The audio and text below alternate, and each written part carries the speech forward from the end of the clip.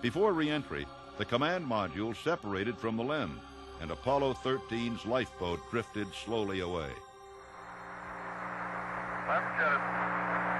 Okay, copy that. Farewell, Aquarius, and we thank you.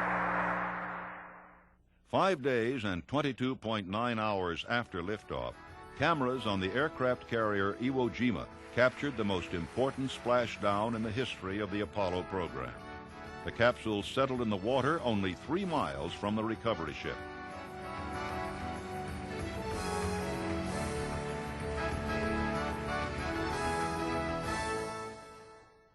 Despite a launch that was postponed to January 1971, Apollo 14 was an unqualified success. The command module had been modified.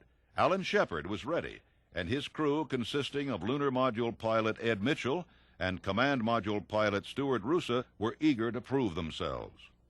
You just did not ever consider a failure that did happen on Apollo 13. So that we wrote a new chapter and we modified the spacecraft, and Apollo 14 went from July of 70 launch to a January 31st launch, and the spacecraft was fixed even though the launch schedule was delayed. Their destination was Fra Mauro, the area where Apollo 13 was to have landed. It was the first mission to the lunar highlands, and the first to be devoted entirely to scientific study. 15 orbital and surface experiments were carried out, as many as on Apollos 11 and 12 combined. While Roosa stayed aboard the command module Kitty Hawk, Shepard and Mitchell took Antares to the moon's surface. They stayed 33.5 hours, exactly 2 hours longer than Apollo 12. 9.5 hours were spent in extravehicular activity. During the pair of EVAs, the 2 astronauts deployed the equipment in their ALSEP, or Apollo Lunar Scientific Experiments package. They also collected more than 90 pounds of samples, which they transported in a special handcart. The second moonwalk involved a climb up the 300-foot slope of Cone Crater. Getting pretty steep.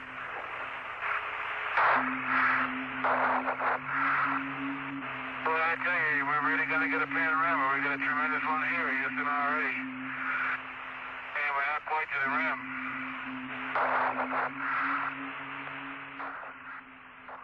Judging distances on the moon was misleading, and the astronauts were exhibiting signs of stress.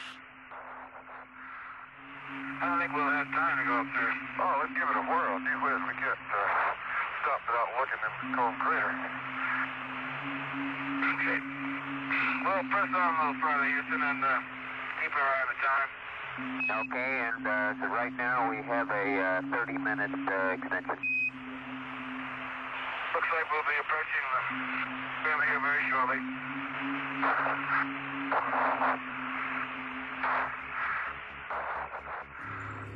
Unfortunately, Shepard's heartbeat increased to the point where it concerned mission doctors on Earth. Shepard and Mitchell were ordered back. Later, they discovered they had been only 25 yards from the top of the crater.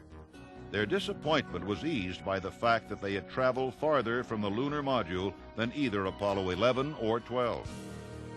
There was still room for humor, as Shepard proved when he indulged in a game of golf using a makeshift club fitted with a real head. Drop it down. We're going to try a little sand trap shot here. That looked like a slice to me, Al. Miles and miles and miles. Upon returning to the Kitty Hawk, Shepard made a more serious speech, asking for world peace in light of the continuing conflict in Vietnam. None of the networks carried the transmission. It was an indication of the growing indifference with which the American people viewed their space program. It was no longer novel. That would change briefly with Apollo 15 and the introduction of the lunar rover. David Scott, who had flown on Apollo 9 and had been Neil Armstrong's partner during Gemini 8, commanded the spacecrafts Endeavour and Falcon. Jim Irwin handled the chores of lunar module pilot, and Al Worden was the command module pilot. Their liftoff came 2 years and 10 days after Apollo 11. The mission commander on my flight was Dave Scott. He'd been on Apollo 9 before. And so he'd been up in one of these things prior to our flight. And as we accelerated out on the first stage, of course, we burned out fuel. The thrust-to-weight ratio started changing drastically, and we started to accelerate. And we accelerated out to about, I don't know, 4.5 Gs, whatever it was. And then the main engine shut down. Well, there's a little retro rocket on the first stage that fires just before those main engines shut down. When the main engines shut down, those retro rockets are trying to pull the first stage away from the rest of it, but they're still hooked up.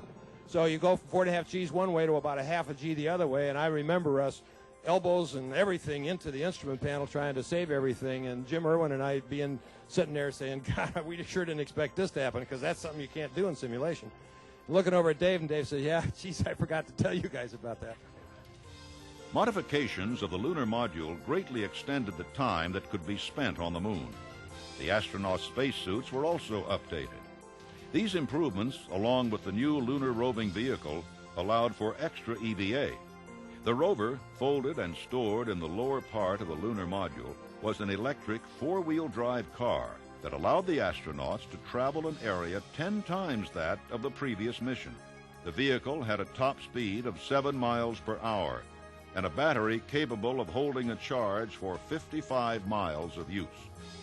Scott and Irwin traveled 17 miles and gathered 170 pounds of samples, including the so-called Genesis rock, one of the oldest rocks brought back. Like Shepard, Scott put on a demonstration for the Earthbound audience. His presentation was of a more scientific nature, however. Well, in my left hand I have a feather. In my right hand a hammer. And I guess one of the reasons we got here today was because of a gentleman named Galileo a long time ago who made a rather significant discovery about falling objects in gravity fields. And so we thought we'd try it here for you. The feather happens to be appropriately a falcon feather for our falcon. And I'll drop the two of them here, and hopefully they'll hit the ground at the same time. How about that? Said Mr. Galileo was correct in his findings. Even after returning to Endeavour, the crew continued to break new ground. They launched the first satellite from a manned spacecraft, and Al Worden became the first person to perform EVA in deep space. His spacewalk lasted 38 minutes as he retrieved film from cameras located outside the spacecraft. The mission ended on August 7, 1971. The splashdown was rougher than normal due to a failed parachute, but the crew was in high spirits as they wouldn't be entering quarantine as the other astronauts had. It was time for John Young to get his chance. Young had remained in the command module during Apollo 10, while Tom Stafford and Gene Cernan circled the moon. Now, as commander of Apollo 16, he and lunar module pilot Charlie Duke were scheduled to land Orion on the central lunar highlands of Descartes. Ken Mattingly,